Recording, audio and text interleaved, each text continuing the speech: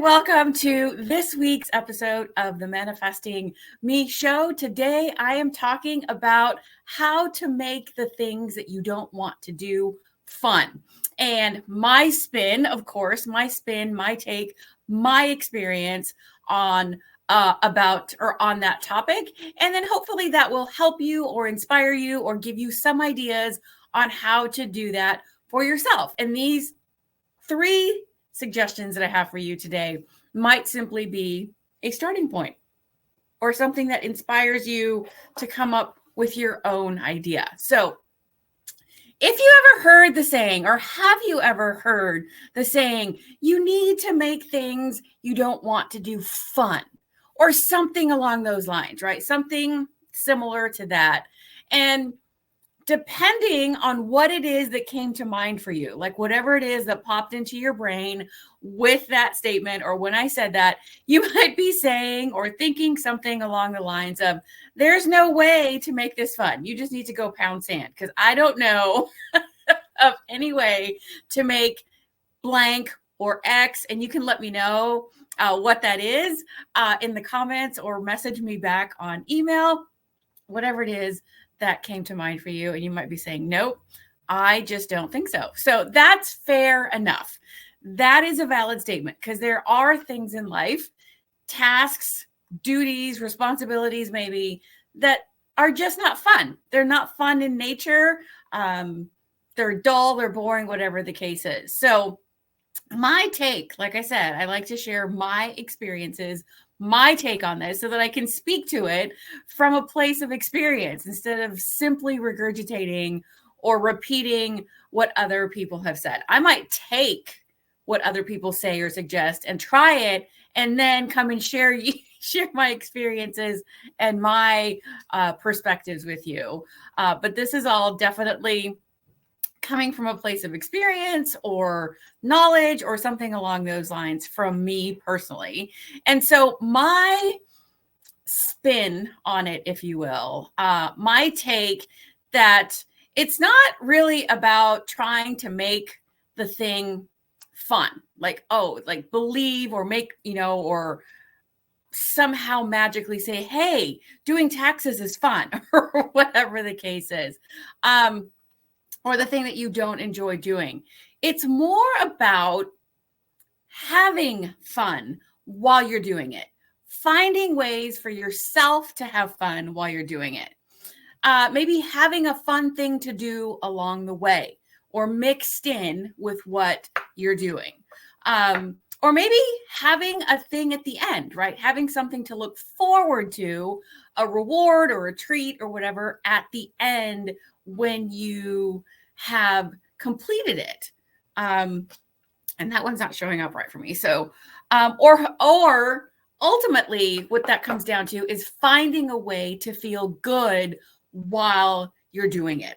That if you can think of, instead of, replace having fun or making it fun, replace feeling good, finding a way to feel good while you're doing that.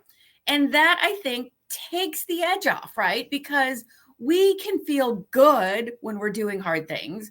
We can feel good when we're doing unpleasant or boring things. It all it's just finding the way or the thing that makes that possible for us. Or if something's not working, finding the thing that will work. So that's the ultimate goal, I guess, or the perspective is, instead of making it fun, it's feeling good. And that can cover a lot of things, right? That can be feeling great, happy, excited. It can be feeling, content. It can mean feeling at peace. So good covers a lot of things. But we know it's the opposite of bad, which is like complaining or dwelling on how hard it is. So feeling good is really the overall, I guess, focus, if that helps. So let me know if that does help or not along the way.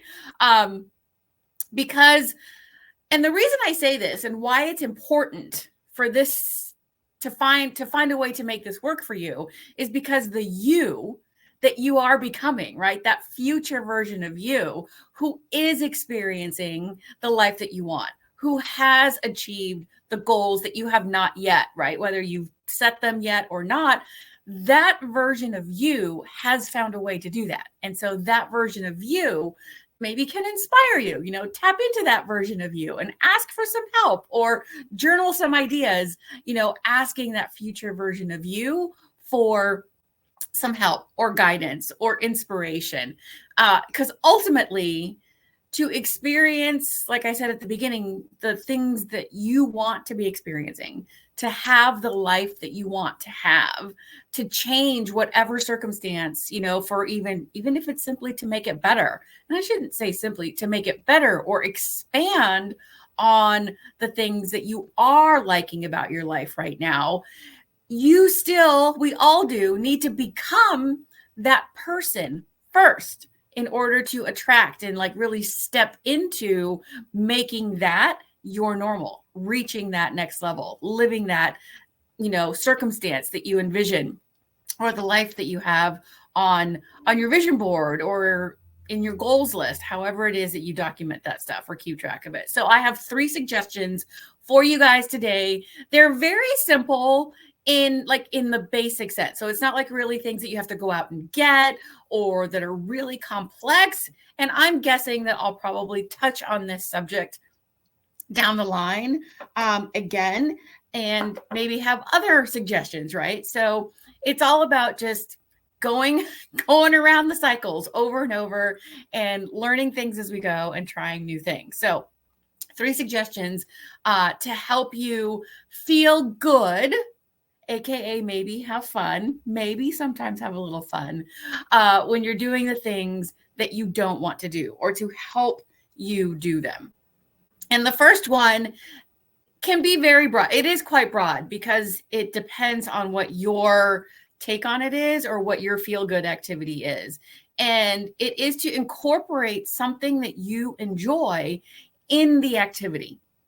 So a very basic example would be, cleaning house, getting the house clean, or doing chores, or something that may not feel fun and you don't look forward to it. Maybe playing some music. And this is very simple. It's very basic. You've heard it probably a lot of times, but take time to really identify what type of music will help you get that task done.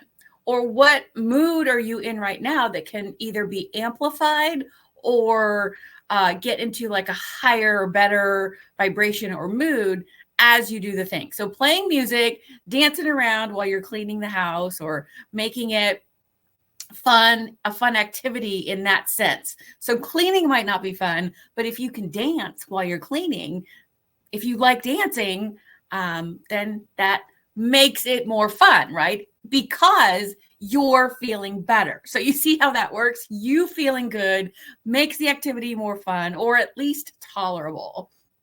And also included in this one is making it a game, right? Make it a game in whatever capacity you can, because whatever your activity is different. If something that you don't find fun, someone else might. So include, play music, dance around, or include some type of movement, or make it a game. And you can tweak this and try out different things, but give it a try. Music is so universal in connecting to our energy, to our emotion, changing our vibrations, and so is movement.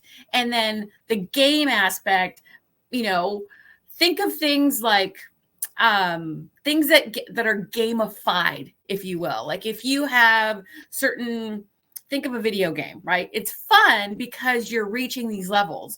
And so there are things like apps that make scheduling a game, or apps that make task planning a game. They gamify the task or the activity, right? And so bringing that game aspect into it is a way to feel good and achieve those levels, or get to those different game levels, if you will. So check out different apps, or just find ways to make a game of it. And number 2 is something you may have heard me, or you've heard me talk about before if you've been around for a while or seen my stories from time to time. It's called the Pomodoro method. And this method, I learned it in the capacity or when it came to getting work done, like getting focused work done in a shorter amount of time instead of giving into distractions, especially because I work at home, giving into distractions and drawing out the work or the task that I needed to get done, because it was very easy to, hey, I need to go get a snack, or hey, I want to go get a cup of coffee, or oh, let me start the laundry before I get this. So all these little distractions, right? So this Pomodoro method is also used for studying, like with kids or even adults when studying. But I have not tweaked it, but I have incorporated it or kind of applied it to other aspects. So that's how I'm going to share with it. That's what I'm sharing with you here. At its very basic, the Pomodoro method is a system where you set a timer for 25 minutes, and then during that 25 minutes, you stay focused on one specific task or getting as much done in that amount of time as you can. Then when the 25 minutes is done, you set a timer for 5 minutes. And during those 5 minutes, you do something that is not related to your task. You give yourself a break. That's like, for me, in those examples I just gave you, that's when I could go grab my cup of coffee. Or, if I can do it fast enough, get the clothes in the washer or whatever. Or a better idea, which I have found, is find something fun during those 5 minutes. For me, if it's really something I don't want to be doing or something that I know is going to take a while, in those 5 minutes, I do stuff that I do want to be doing. So creativity, right? Something, being creative. So I have a doodle pad and I just like doodle little sketches from, for those 5 minutes. Or I have a coloring book or something like where I can color for 5 minutes, or I can allow myself to scroll on my phone or whatever for 5 minutes. But that's where having the timer is important, so that you don't lose your momentum, lose all track of time, and you give yourself a little bit of a reset. A dance break is very often one of the things that I include in those 5 minutes.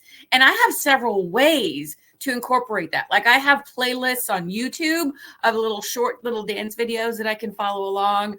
I have an app on my phone, a couple of different apps on my phone that have like 5-minute desk breaks or a 2-minute dance routine, right? And so not only am I having fun, I'm also adding to my movement for the day.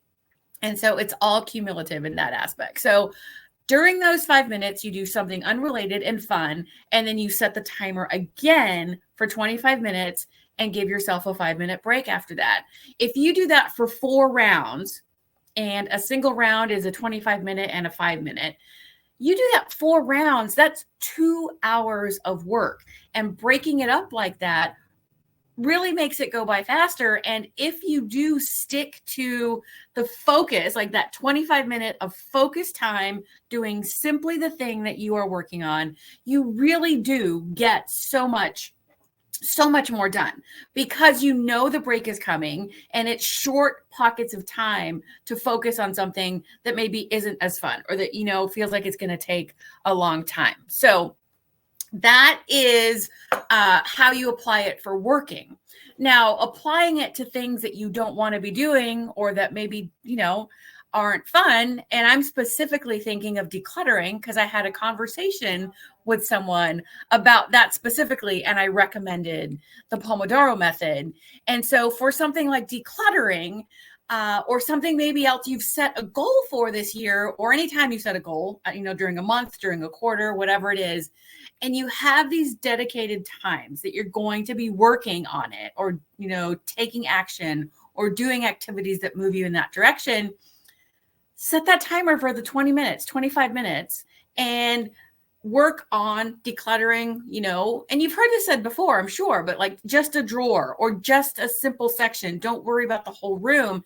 And then do that for the 25 minutes. And maybe in the 5 minutes, you get out of the room altogether. You go outside, you go get a drink, coffee, water, tea, whatever. You do something outside of the room, removed from that space. So then you're not still in that energy, especially in decluttering.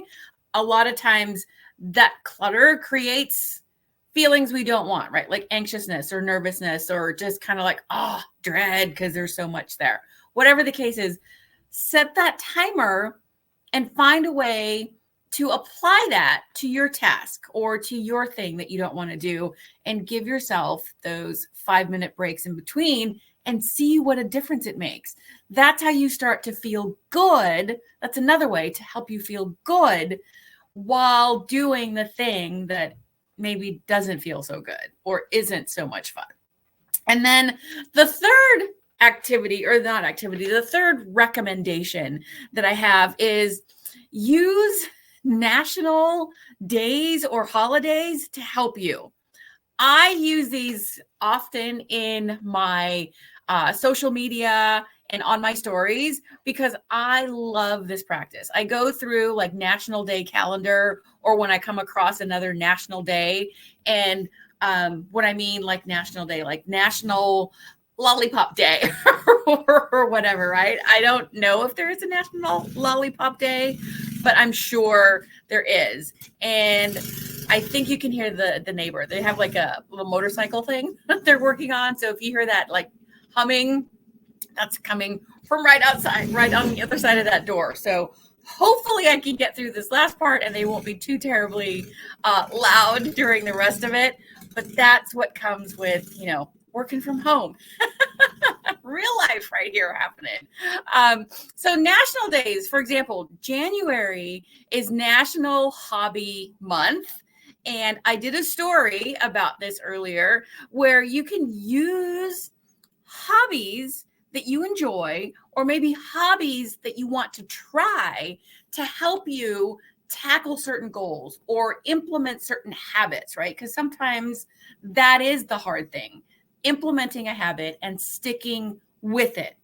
So if you can find a hobby that helps you implement that. So if you want more movement in your life, or your goal or desire is to get more exercise in, get more movement in, find hobbies that help you do that, like rollerblading or roller skating or paddleboarding or tennis or pickleball, or something that, yes, you're still getting the movement in and you feel good maybe while you're doing it because it's fun. Dancing is always something that I'm going to fall back on because I think it's great. You can do that even if you're just humming music or thinking of music in your head. But so National Hobby Month was one that I used for this month. And January is also National Creativity Month.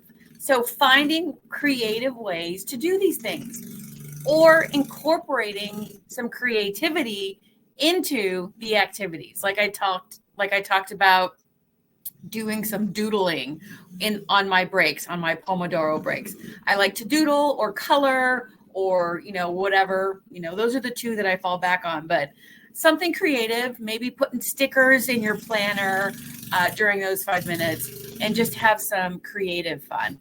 And so national days are also a great way, I'm getting ahead of myself. The National Hobby Month, the story that I did about that I shared, or the reel I think I made it into, is that can help you feel the way that you want to feel. So going back to that movement or exercise, what is the feeling that you're after? Is it feeling healthy? Is it feeling energized? Is it feeling awake, alive, mobile, right? So identify the feeling that is your intention. That's how I teach intentions, to set an intention for how you want to feel, and then find an activity, try an activity or a hobby that helps you feel that way. And that is a great way to help you stick with the implementation of the habits, or doing the things that don't feel good, like exercise. And so those are the three things. And so just to recap, the actual three aspects were incorporating something you enjoy in the activity, like music or dancing or making it a game. The second one was the Pomodoro method, where you work for 25 minutes or work on your task for 25 minutes and then give yourself a 5-minute break and do a few rounds of that. 4 rounds is 2 hours. And then lastly, use national days or theme days or whatever works for you in that capacity to help you find things that make you feel the way you want to feel while you're doing the thing.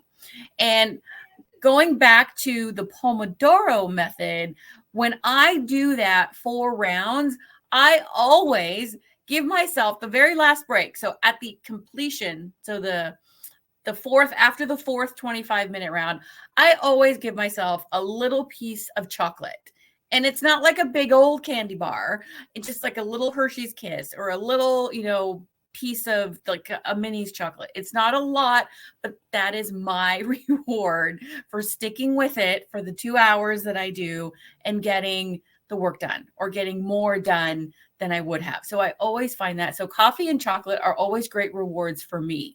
Find what the great rewards are for yourself and have that at the end, the final reward, the big reward in that small pocket of time. So that's what I have. And those are the 3 suggestions that I have.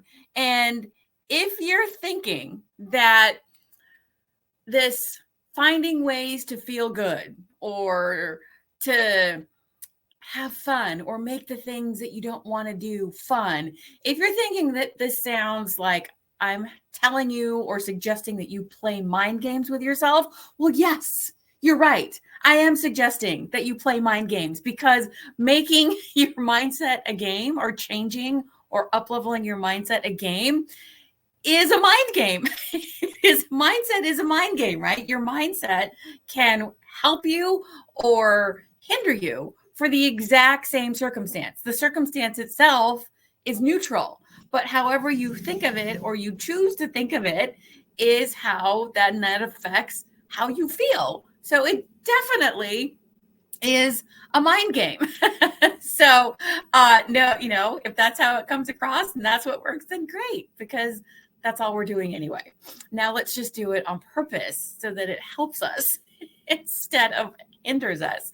And if you are looking for more support and just more learning, ways to share and share with other people, experience, hear other people's experiences on this manifesting me process that I talk about and helping you become the person who has achieved your dreams, I invite you to head over to the Moon Manifesting Rockstars Facebook group. It is my free group where I do all sorts of things to help. I have new moon and full moon calls. I also have a monthly free activity, which is I'm going to be posting a poll in the group actually to see what types of activities. I usually rotate them between like challenges, workshops, classes. There's one per month. And this month of January 2024, there wasn't. This was kind of like my reset month because I was really taking a look at what things I want to continue and bring with me into 2024 and which things I wasn't. And I intentionally gave myself this space in the wintertime at the beginning of the year saying, hey, what aspects do I like? What do I want to carry forward with me? And what do I not? So I'm going to be posting a poll to see if there is a preference, like if challenges are more appealing or if workshops or classes or a combination of all of them, which is what I did last year in 2023. So head on over to the Moon Manifesting Rockstars Facebook group. There will be a link somewhere around where you are watching this. And on Facebook, I will be linking or tagging the group as soon as the live is over. And that way you will be able to find it. But yeah, just search Moon Manifesting Rockstars in Facebook for groups and you will find it. I don't think there's another group by that name. So, but you'll see my picture on the cover and you'll know that you are in the right place. And since my neighbor is having some fun, I'm sure that's fun, having some fun with the motorcycle, I am going to say goodbye.